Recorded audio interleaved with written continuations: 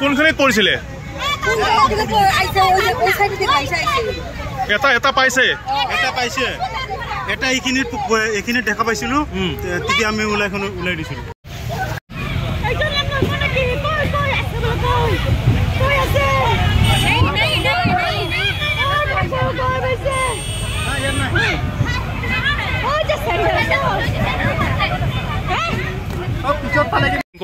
মই ঘৰত আছিলো মই দেখাই নাই তাৰমানে